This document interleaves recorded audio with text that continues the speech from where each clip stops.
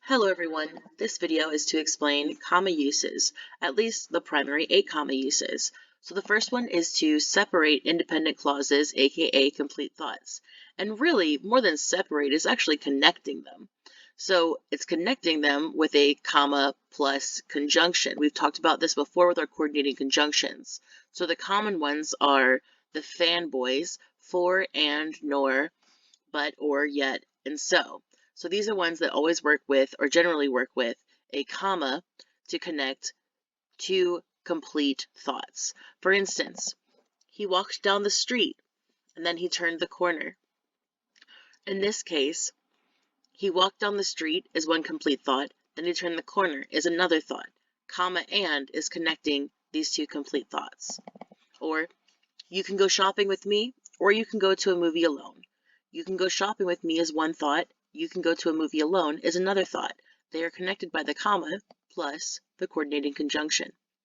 All right, the next comma use is to connect an introductory clause or phrase. Introductory clauses or phrases are always dependent clauses, that is, an incomplete thought. So they must be connected to a complete thought, an independent clause that is, in order for them to make sense. For instance, when Evan was ready to iron, his cat tripped on the cord. When Evan was ready to iron, what happened?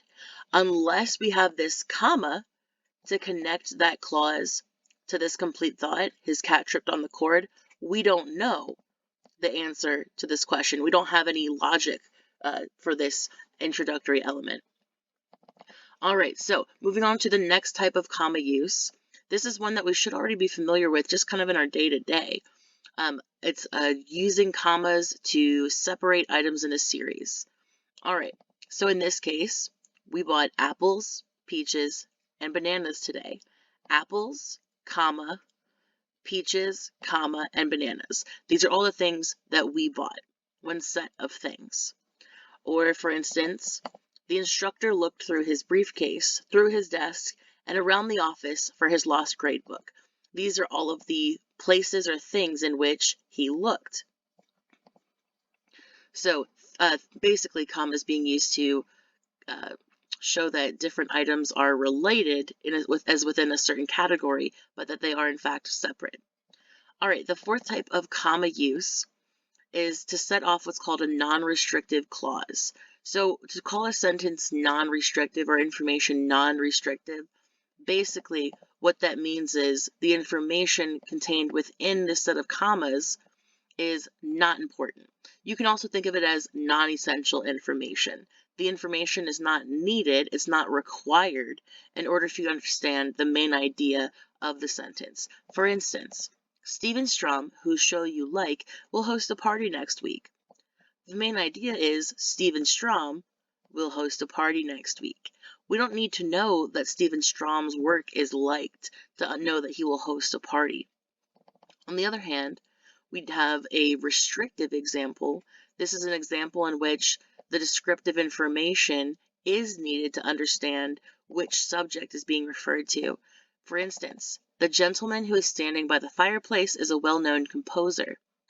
This implies that there are multiple gentlemen in this environment, and we need to specify which one by describing who is standing by the fireplace.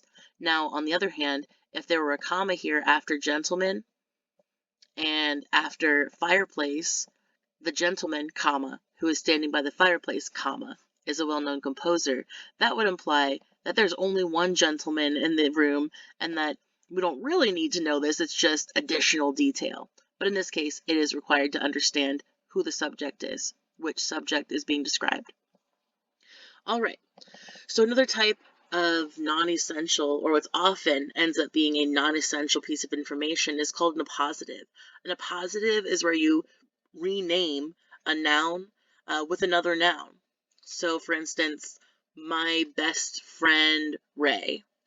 Best friend is the noun being renamed as Ray. They're the same person.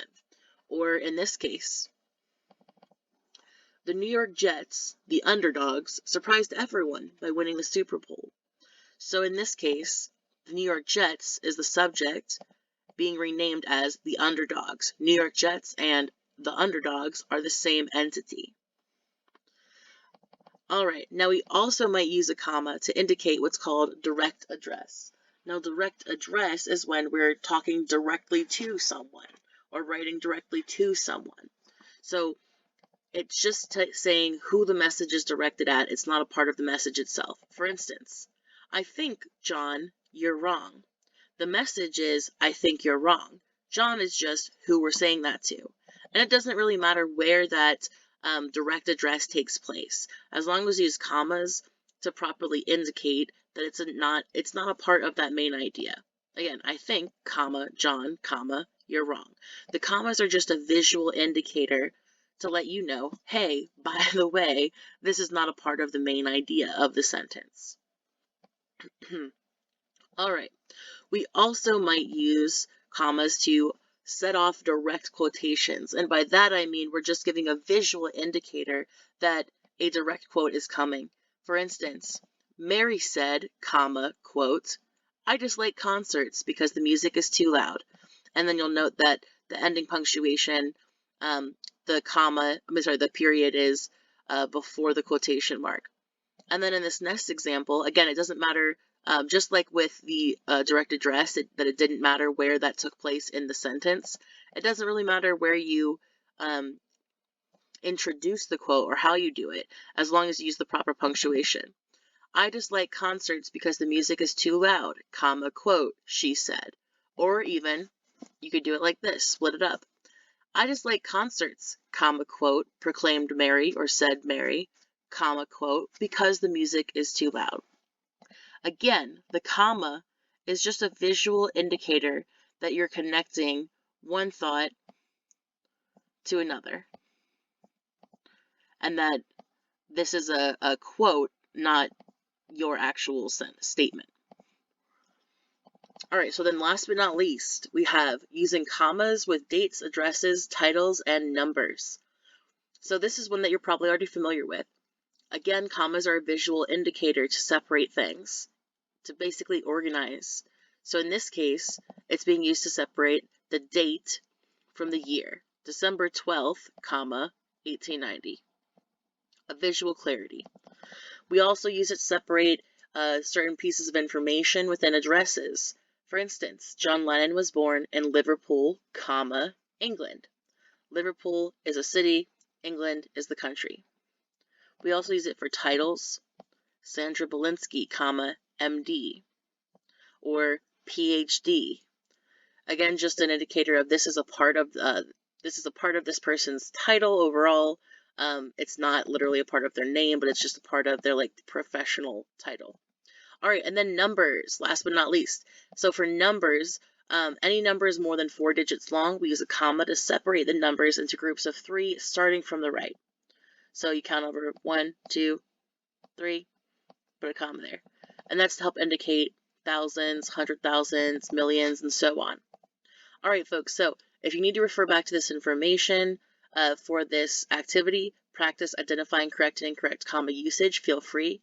You may also find that this information is helpful while you're completing the run-on sentence activities, because one of the types of run-on sentences is a comma splice, and that basically occurs where we use a comma in the wrong way to connect ideas. So we can connect independent clauses with commas, but we have to use a coordinating conjunction with it.